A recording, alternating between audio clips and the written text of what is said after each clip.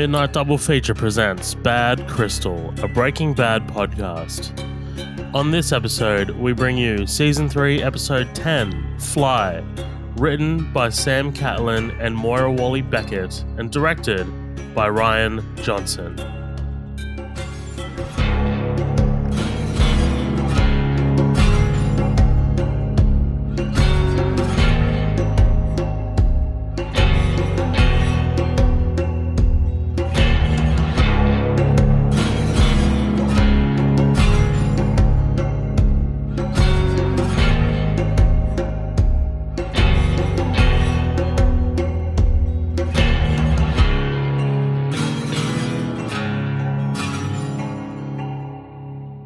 Ladies and gentlemen, welcome back to another episode of Bad Crystal, a Breaking Bad podcast, where we're covering Fly, directed by Ryan Johnson. With me is my main man, Colin. As always, what's happening, Colin?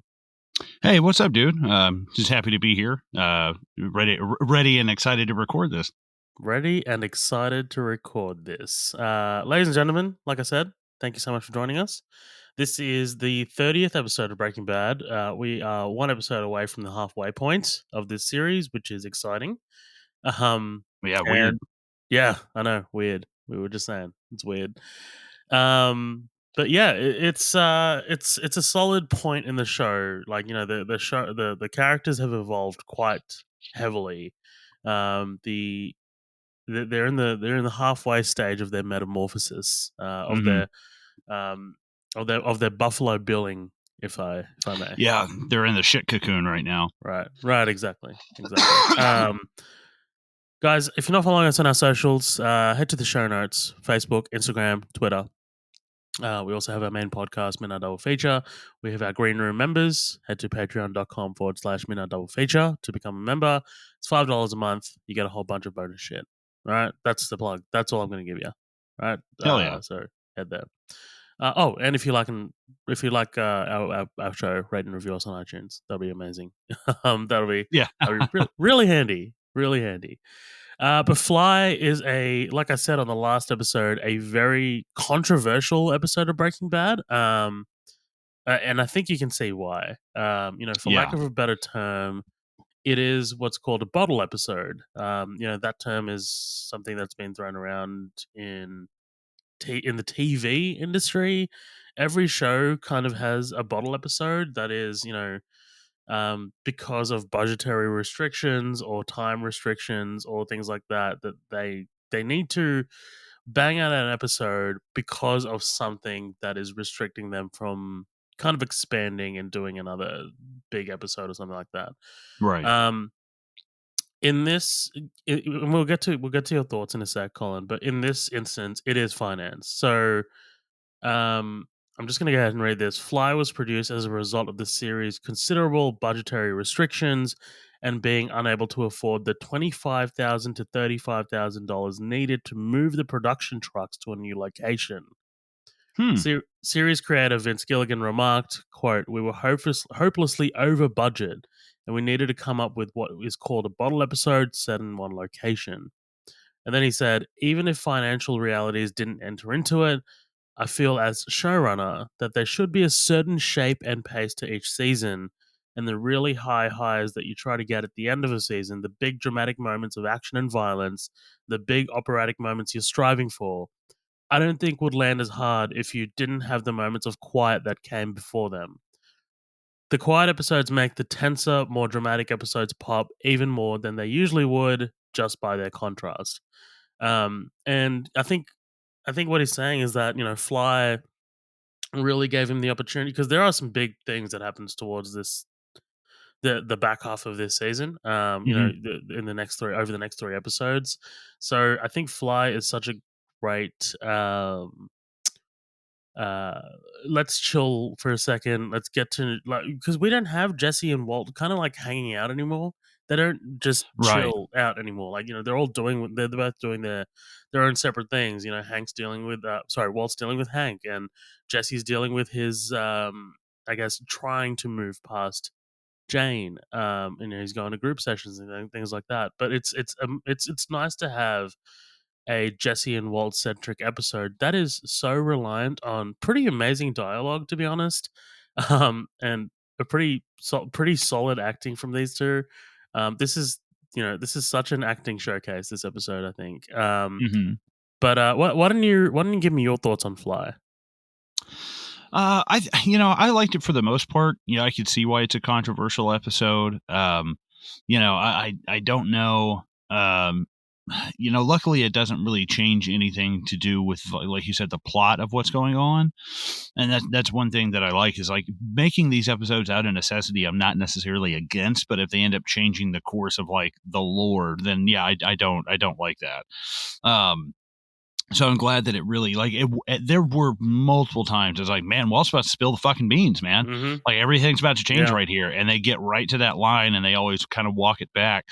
And I like the episode, but I much like Jesse don't know what the fuck is up with Walter.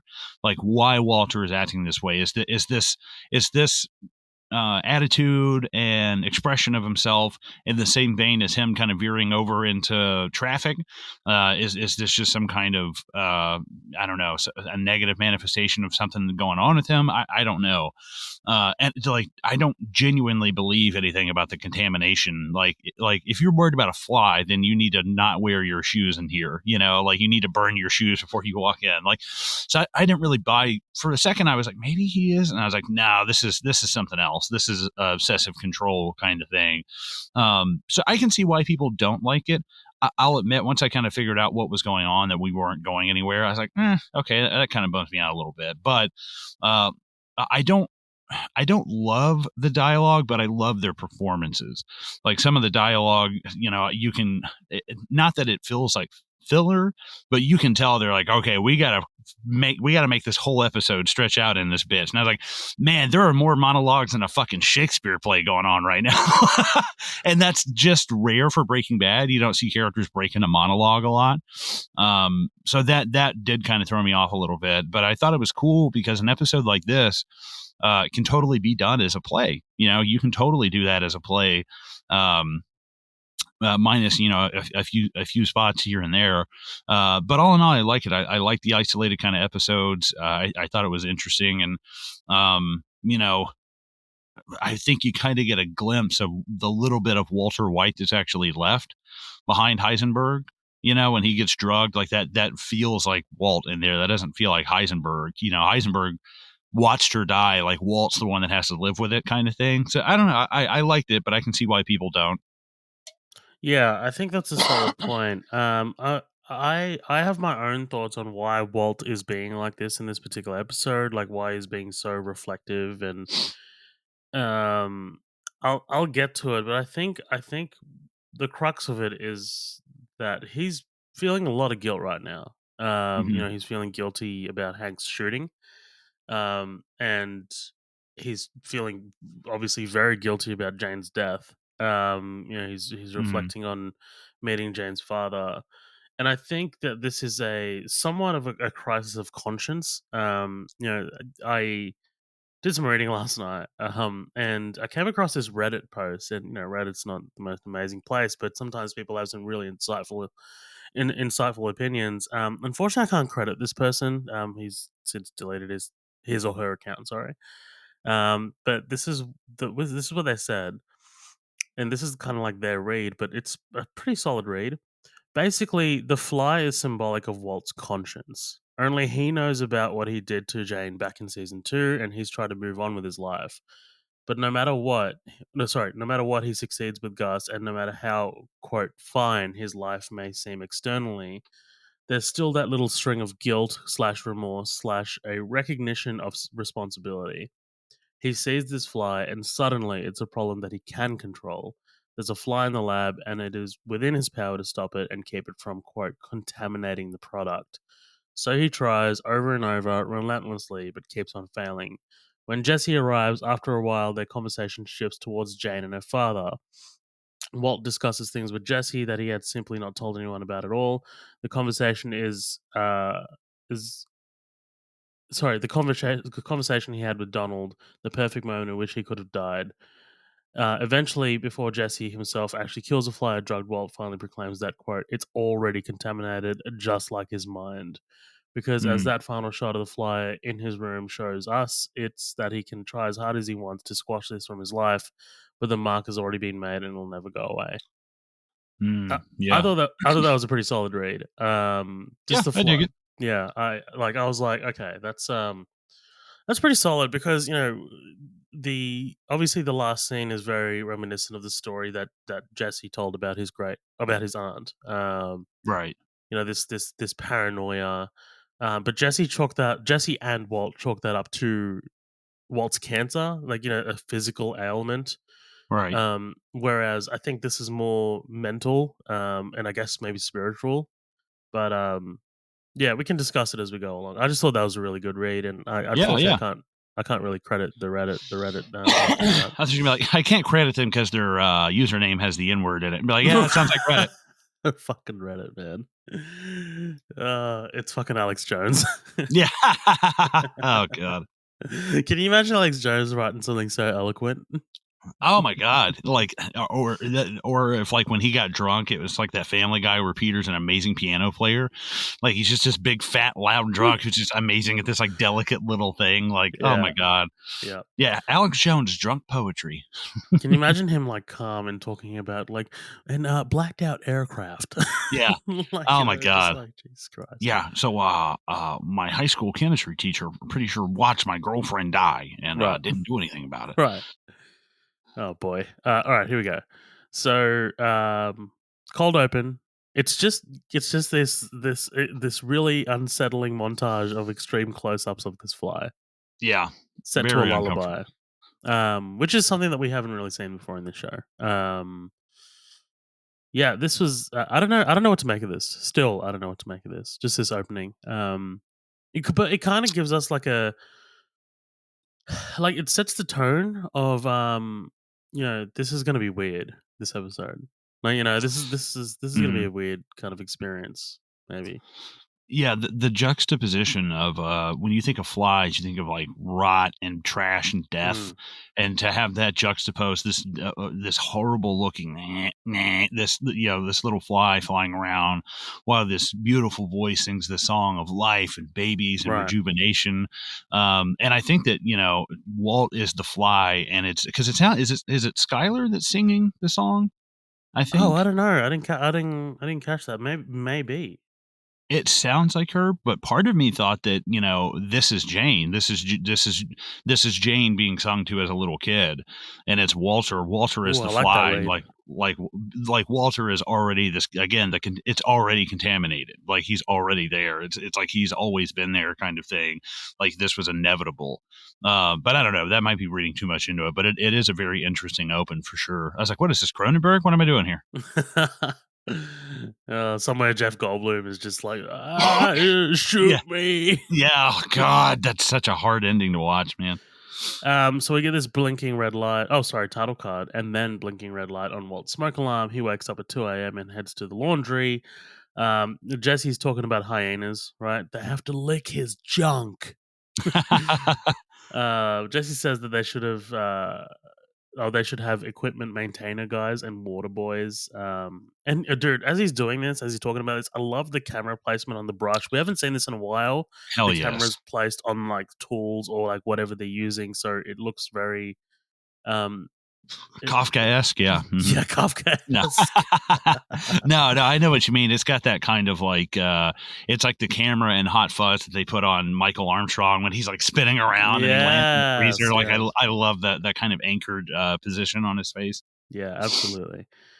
Yeah, it looks super unique. Walt is flummoxed by the numbers, right? He knows they're off. They're 0.14% off.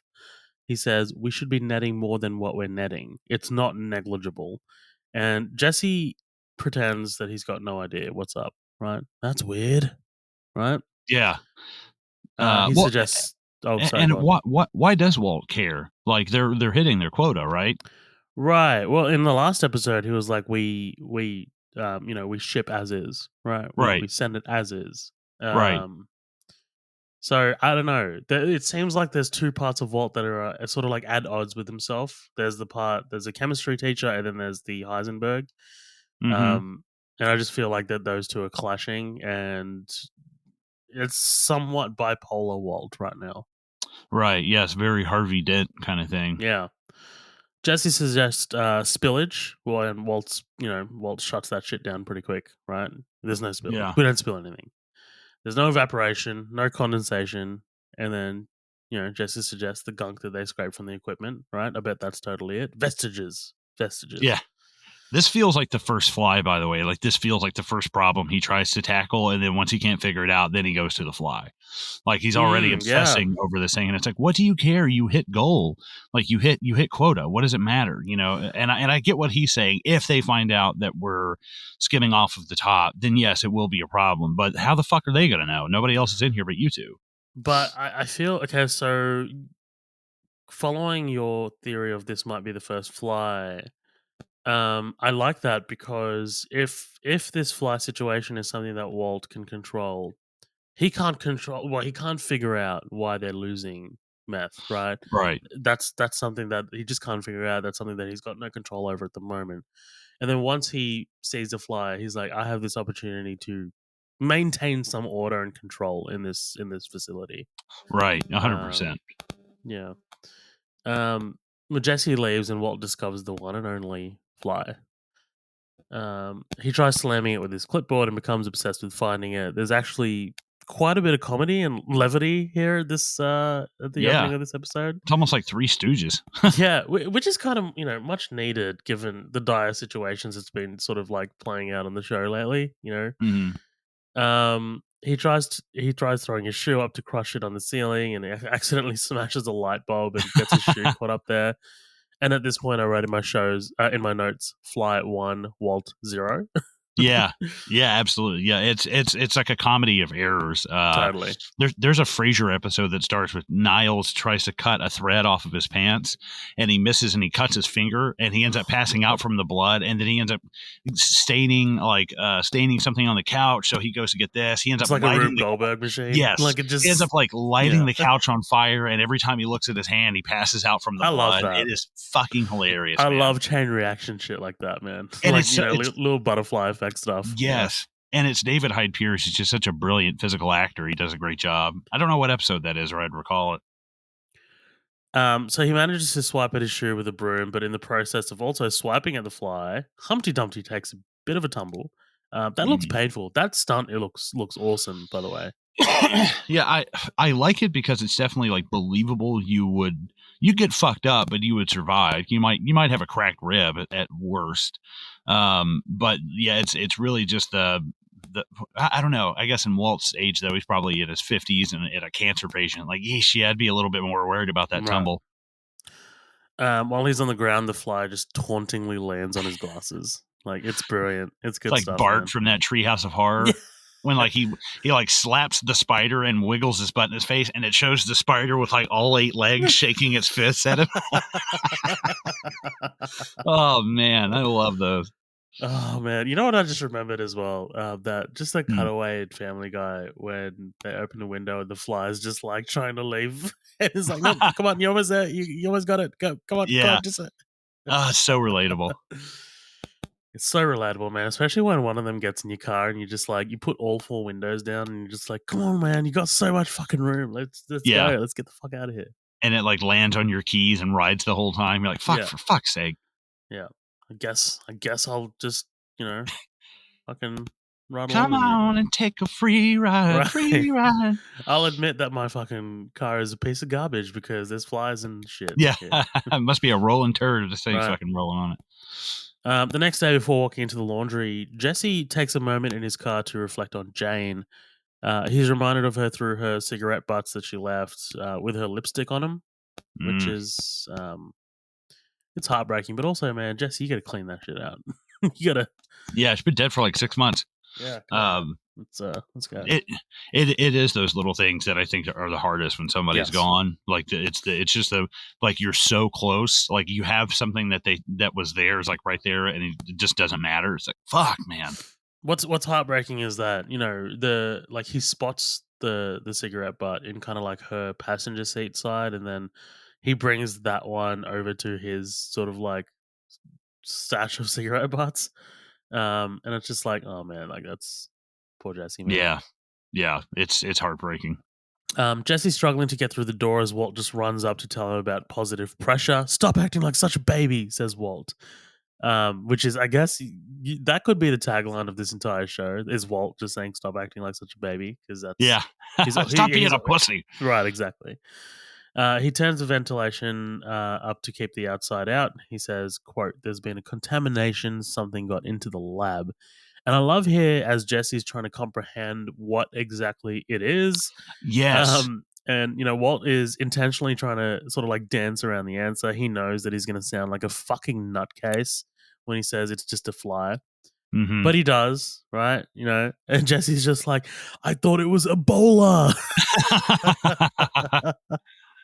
I mean, I can't blame him, but Ebola is not what I'd be like. What do we No, breathe in? Some kind of super cancer meth? Like right? what happened? Legionnaires.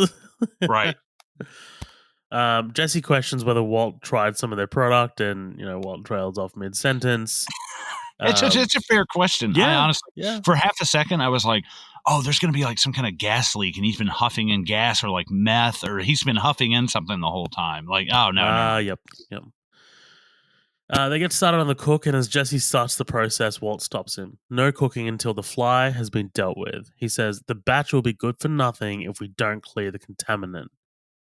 Whew. Um, it's obsessive compulsive stuff, but it's not really. The first time I watched this, I did think that yes, because Walt is a perfectionist. We've seen him be a perfectionist. Mhm.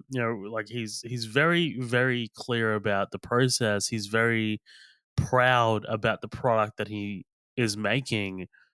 Um, but like you said, I don't think the buck stops at a fly. I don't think that usually the buck stops at a fly because, like you Right. said, he'd have to take his clothes or shoes off and shit like that. And I mean, how much bacteria is on the bottom of his foot? Like it's Right. just like where do we draw the line here, Walter? Um, but yeah, I think this absolutely is more. It's masking this OCD, but it's also wanting this sense of control because his life's so out of control at the moment with this whole Hank situation. Right. Yeah. Well, and also being able to at any point just be like, no, we're not cooking right now. We have to take care of this. It's like, but he knows in the back of his mind, yeah, I got to get to work though. Like they're gonna kill me if I if I don't Right. make this meth. So it is kind of like, no, everybody, wait, stop, wait for me. I need to find my contact. It's kind of, I don't know. There's something about that to me. It's not that he's looking for attention, but that he's just so under the gun that to make his own kind of calls in this place seems probably something that appeals to Walt. Yeah. Absolutely. They get started on the cook, and as Jesse starts the oh, sorry, I already fucking read that, didn't I? Such an idiot. I'm on autopilot. Jesse suggested the positive pressure blew it out the door, but Walt is adamant that the fly is still in the room. Right? No, he's like, no, it's still here, without even any evidence. Right? Right. He's like Vader. He's like, I sense something. Like, Right. Yeah. He's fucking Ahab, and right? this fly is Moby Yes, Dick. yes. It's the opposite of a white whale. It's a black fly. Yeah. um, and I love what Jesse says. Right? He's rationalizing. He says, "We make poison for people who don't care." Right. Yeah. Mm, Which half these people have injected or smoked stuff that was, made on a truck stop bathroom floor, right. On a piece of and shit. Yeah. right. Like, anything's better than so a fly is like, come on, dude. Right. Jesse grabs a gas mask and tries to cook without Walt realizing, but he catches him. He says, "It stays closed. That's an order." And Jesse's just like, "You can't order shit, Adolf." Yeah, I thought that was I was like, yeah, inevitably that's going to come up.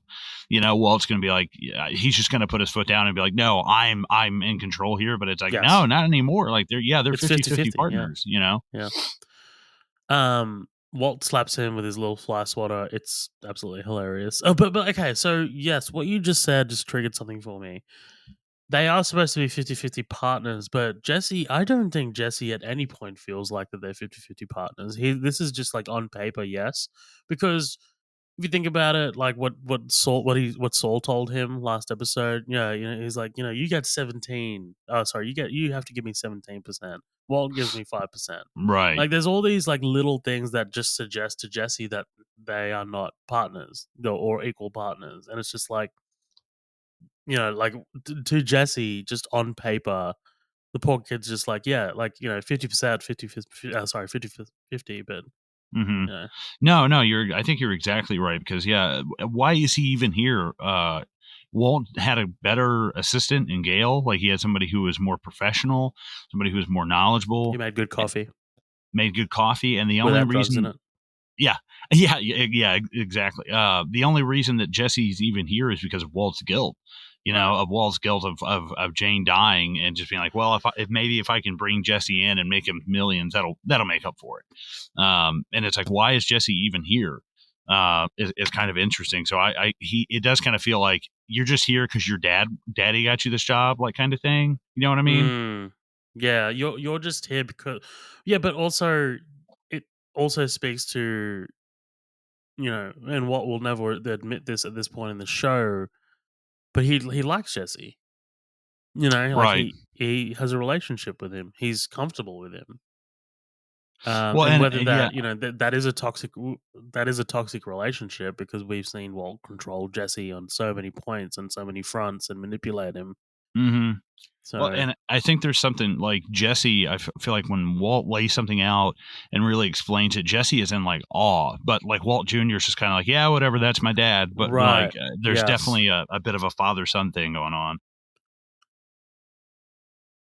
Walt sees the fly. It's on his head.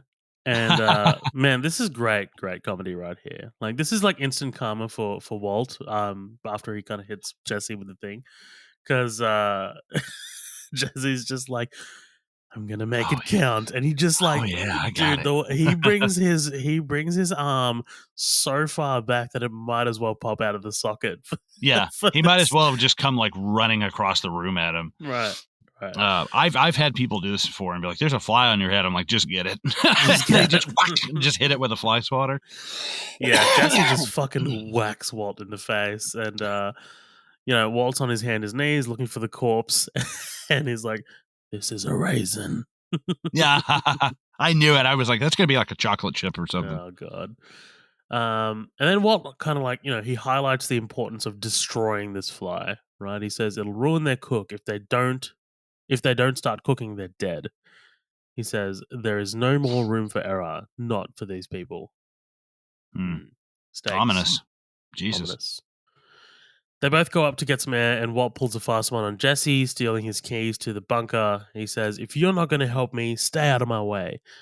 Jesse's trying to find an axe from the laundromat employees. It's fucking hilarious, dude. El Axo! El Yeah. Axo! Is it Oh, turning into Jack Torrance over here? it's brilliant.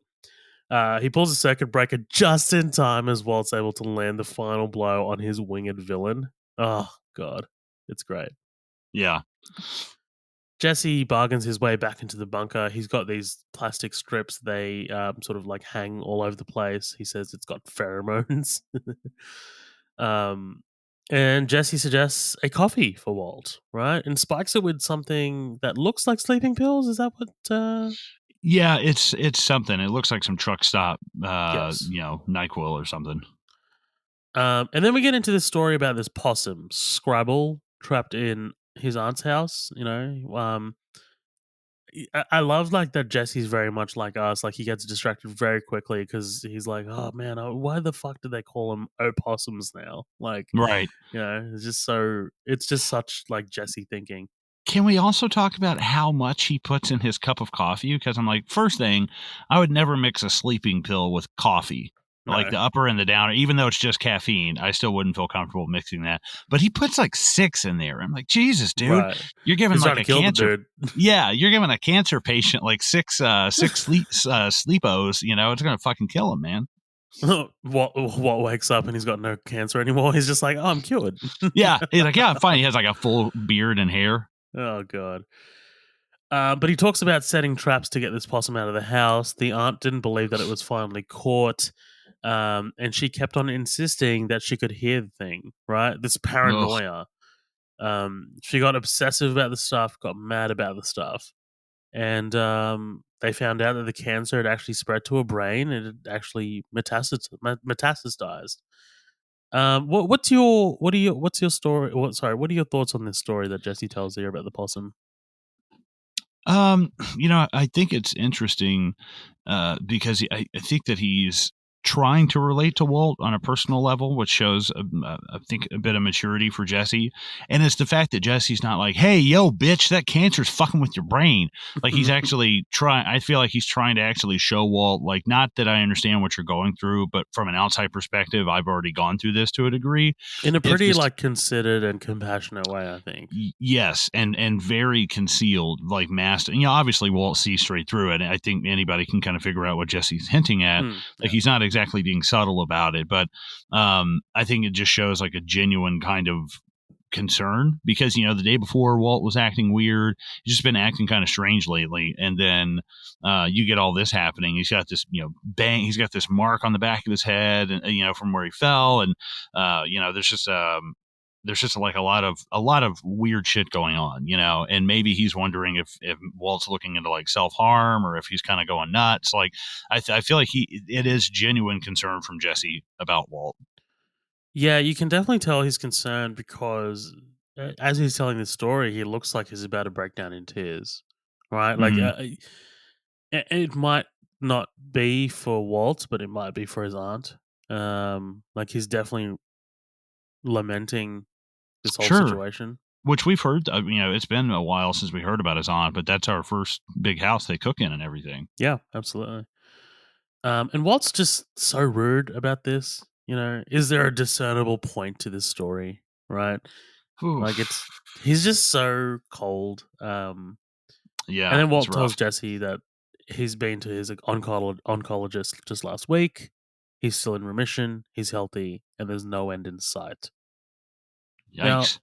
this is interesting because Walt talks about this perfect moment that passed him right by. The perfect moment for him to die. He says he's lived too long. The perfect moment was for Skylar to not find out about the money, but after he had made enough.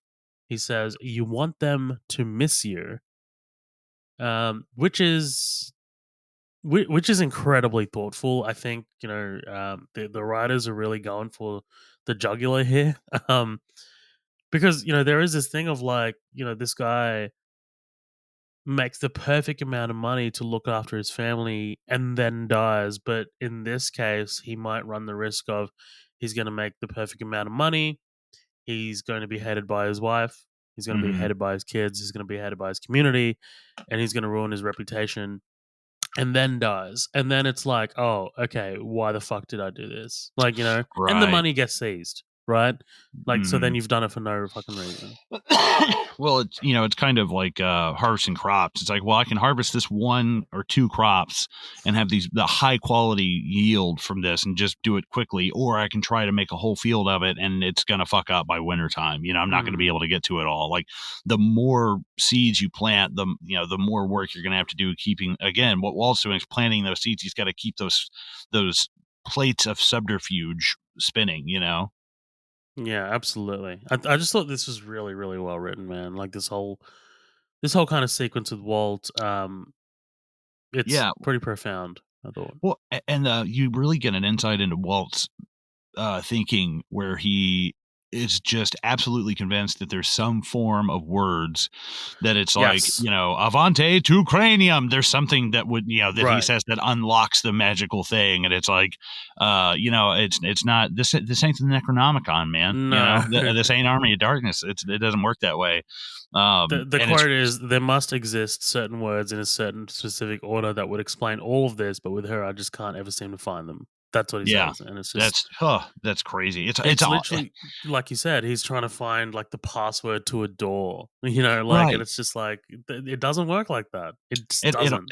it almost feels like something that Doctor Manhattan would say, like Oof, watching yes. humans and being like, "There's just some combination to get what I want if I just say it right." Right. And that kind of, we know that logic, like Walt is a logical thinker. And it's hard for him to tap into his emotions like that. But that's such a robotic way to look at things. Like that's such Sure. like you said, a Doctor Manhattan, or even like who else would talk like that? So just whatever, pick any robot from any fucking science fiction story. Right. This is how they analyze data, and this is how they analyze their next step.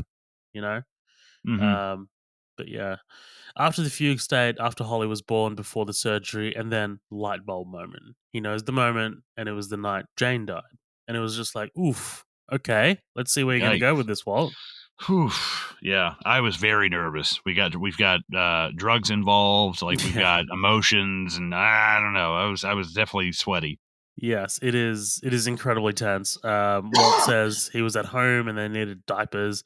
Talks about stopping at a bar after dropping off Jesse's money. Walked in, sat down, and then he looks at Jesse and he's like, "I never told you."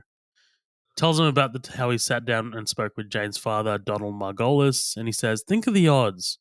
Once I tried to calculate them, but they're astronomical. I could have gone into any other bar at any other time and sat next to any other person." He says that they talked about water on Mars.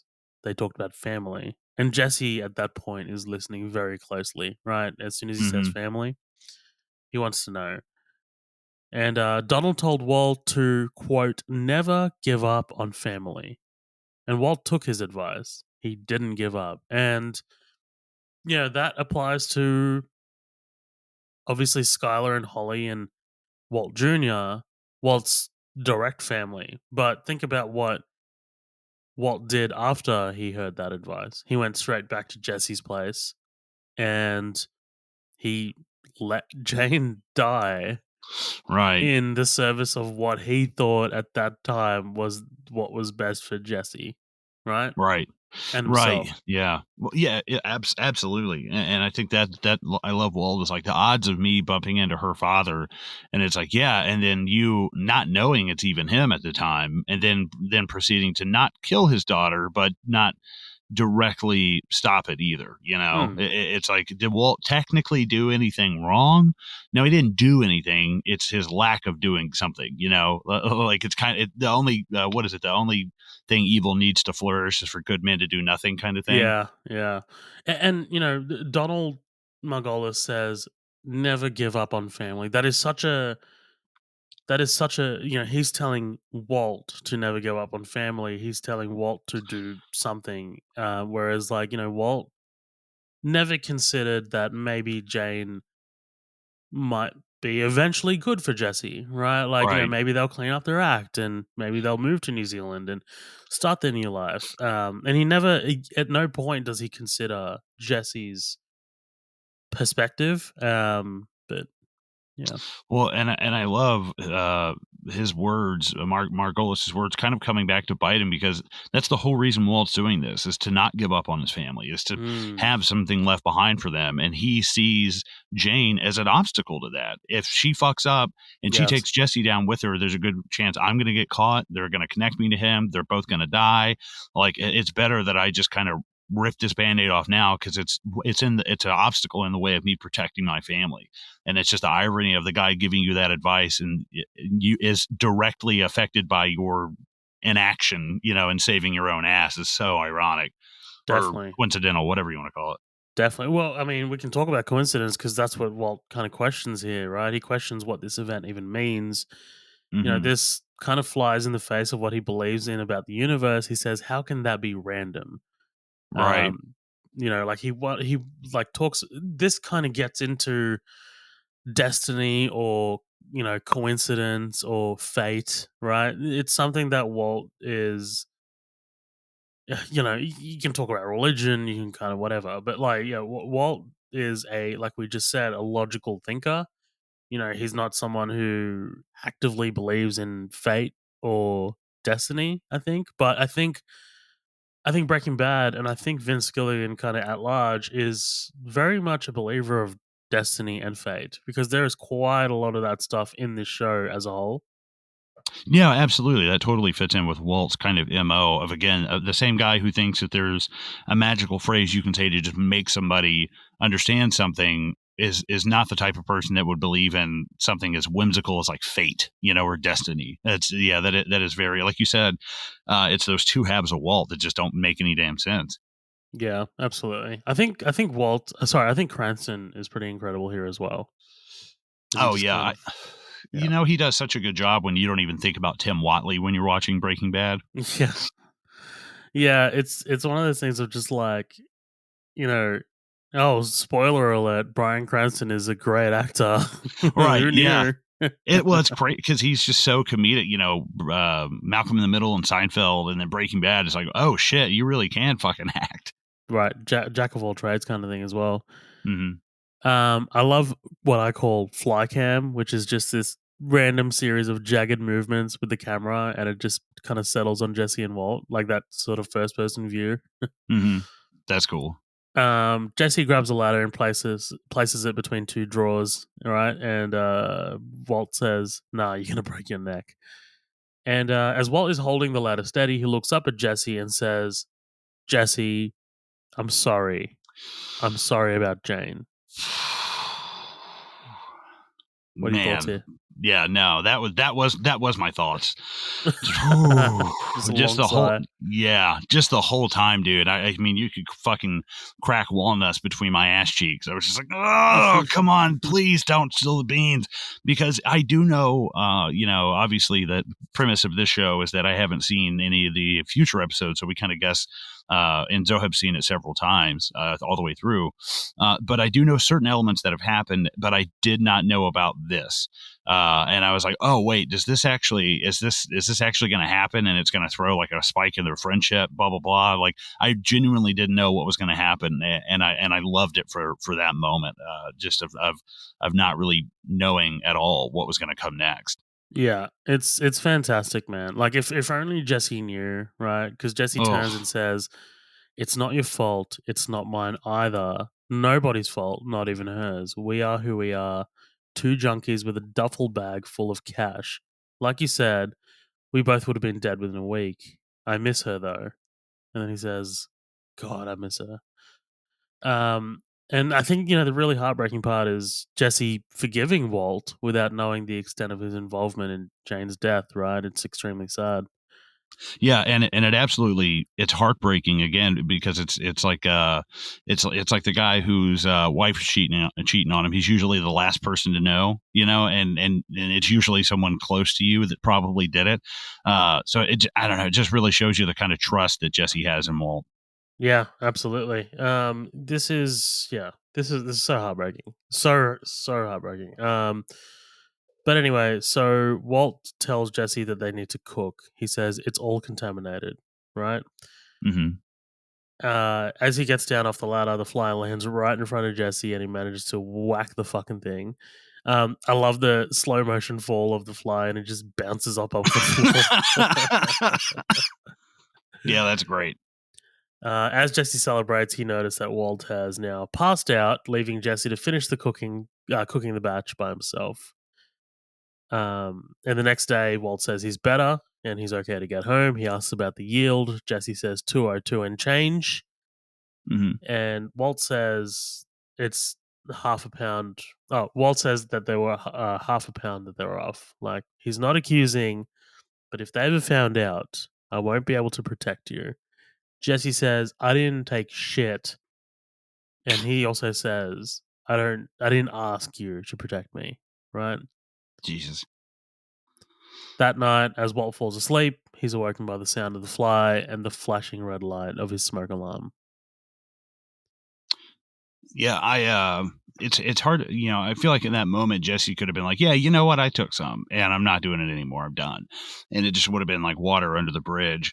But I mean, Walt has a point. Hey, if this keeps up, even I cannot protect you from what will happen. So it's a great Mm. episode. Yeah, it's solid, man. It's a solid way to cap off the episode. But I really like if I was to think about the structure of this episode, it's Jesse and Walt sort of bonding and actually having civil conversations in that bunker, and then once they get up there again, their relationship is fraught once again. Like Hmm. it's Right. all it becomes exactly what it was before they got down there and had this really kind of like profound moment, a couple of profound moments. So Hmm. yeah, it's just their relationship deteriorating and deteriorating, and we'll see Eventually, where it yeah, goes. just following it through completely. Yeah. Yeah. Yeah, absolutely. But what did you think about the final moment? So it's Walt, falling asleep. The sound of the fly. We don't see a fly, which is interesting. I'm pretty sure we don't see the fly. He just hears it. Right, I believe so. Yeah, I can't remember if you see it in the light, like, you see it just for a second flash and the red right. of the light, and I think that's it. I think that's the only time you see it. Yeah, I think that's pretty fantastic. If especially if we are to believe that the fly is his conscience, you know, it's always Mhm. buzzing around in the back of his mind kind of thing. Bit of a telltale heart situation. Mm, yeah. But that's it, man. That's it for episode 30 of Breaking Bad. That's it for season 3, episode 10 of Bad Crystal, a Breaking Bad podcast. That was Fly, directed by Ryan Johnson. I teased earlier that Ryan Johnson directed probably one of the best episodes of television ever. And that is coming, but it won't come for a while. Mhm. Anyone who knows what I'm talking about knows probably what episode I'm referring to. But Ooh. what did you think of Fly? I mean, you talked about, like you were kind of hot and cold on it, pretty lukewarm. But I think especially our conversation, I'm much more higher on it than I used to be. I would certainly agree that if I was watching this week to week, like if Breaking Bad was airing and I was watching this week to week, I think I'd be a little annoyed because physically Mhm. not much happens and there's not a lot of physical action, but there's a lot of development in terms of just the characters themselves, like Walt and Jesse, who are the two characters that we are sort of like showing up for week for week. Yeah, I mean, as a whole, I guess I like the episode. I definitely, now that I know that it was basically made for budgetary reasons, and I'm not saying strictly because it doesn't have anything to do with the plot that you could trim this off and is like trim the fat of an episode. But I do think it's one of the, I hate to even say weaker episodes, just because yeah, there's a lot of character stuff that happens, but I still don't, for being in that room the whole time. I could do with like a little bit more. I feel like I could do it just a tad bit more, out of just out of them, just because it's a great bottle episode that I love is Stewie and Brian being stuck in like the bank vault in Oh yeah. Family Guy. The fucking great episode, and it Mm. feels kind of like that. But all in all, it's good. I can see why it has its haters, but at the same time, Jesse and Walt deliver such a great performance out of both actors that it's really hard to deny it. Yeah, I think like the show is carried on the backs of these two, right? I mean, Hmm. and they kind of really Gilligan really asked a lot from them from this episode in terms of just like we need you guys to really carry this. And I think Right. they do, man. I think the dialogue also carries that. I know you're not the bigger fan of the dialogue here, but I think the moments, especially the two big moments where Walt is pondering like when he should have died, but like also when he is apologizing to Jesse. I think those really elevate this episode for me. So we are going to head out of here. We've got 3 more episodes of this season. The Hmm. next episode is, I don't know how to pronounce this, ABQ, but spelled differently. It's ABIQUIU. So I don't know. I'll look up some pronunciations by the time we get to the next episode. But Oh, um, okay, gotcha. Yeah, fuck me, I have no idea. yeah. And then we've got half measures and full measure, which are 2 fucking knockout episodes. So, yeah. Thank you so much for listening, guys. Thank you so much for supporting the episode and supporting the podcast. Hmm. This has been Bad Crystal, Breaking Bad podcast. We will see you next fortnight. Bye. Bye. Bye.